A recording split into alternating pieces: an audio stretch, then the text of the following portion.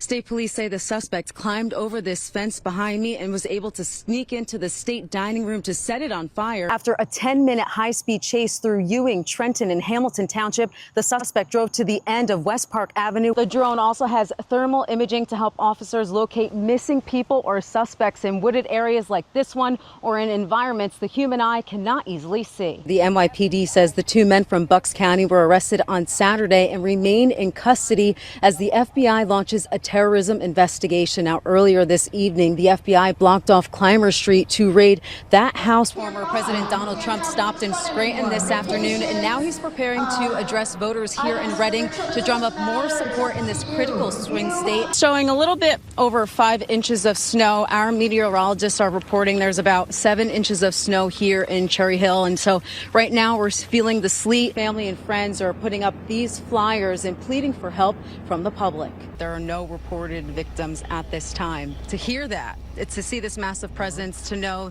there was an active shooter here today. What's going through your mind as a parent?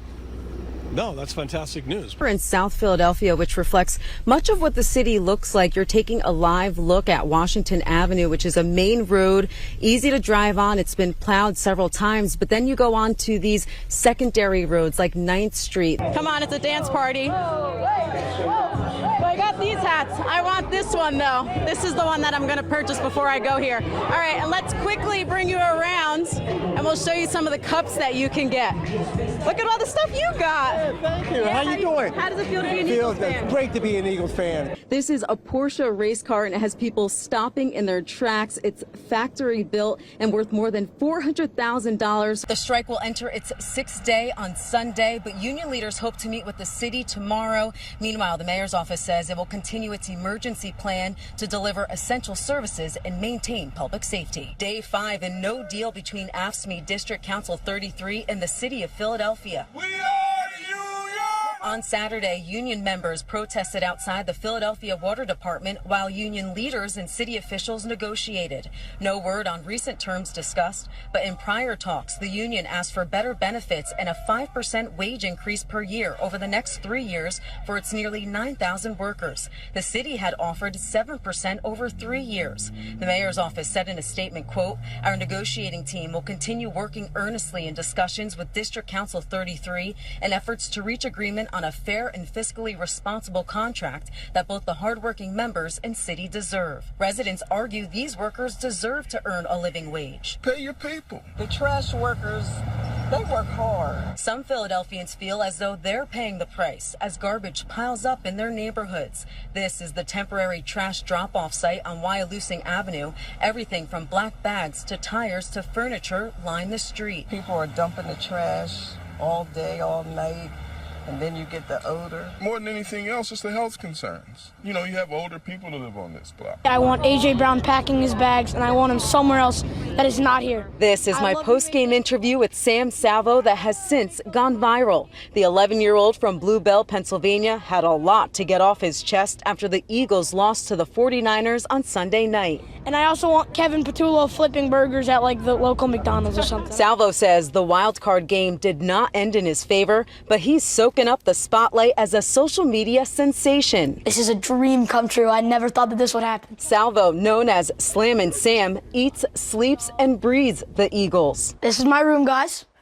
I have my football jerseys over here. In fact, he's been bleeding green most of his life. Well, since I was a tiny boy, I was like so small when I first started watching the Eagles. I love the Eagles so much. Salvo says although the team did not walk away with a win, he at least left with some words of wisdom. Win or lose, we're the bleeping birds, baby. He learned that from the guy behind him who, shout out to this guy, firefighter, father of 5, woke up in the 4th quarter and told him. Salvo's father, Paul, says watching the birds is a family tradition, and Sam's sports commentary just gets better with age. Sam is hilarious. This is how he is in real life all the time. He says ridiculous things, he does ridiculous things, but in his heart, he's a really good kid. Sam loves football, and I feel like all that football talk has finally done him something good. Salvo could even see himself on the big screen one day. That'd be my second or third option, like honestly. If I couldn't make pro tennis, then I would try and be like a sportscaster or something. But right now, he has his heart set on one podcast in particular. A show with Travis Kelce and Jason Kelce on it.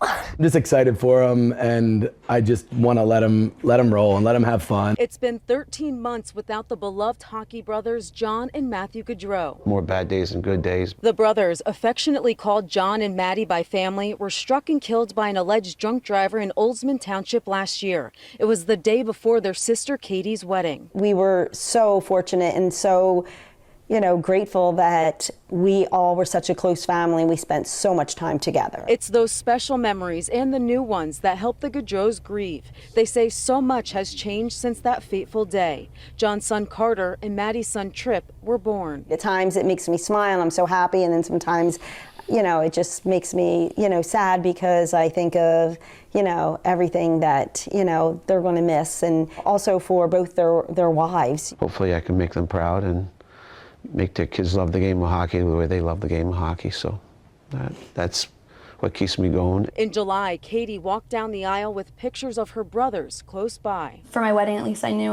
I wanted to include them as much as possible. Amid the milestones, the Gaudreaus continued John and Maddie's life goal, helping others. That makes us feel good because we feel like we're continuing the boys' legacy.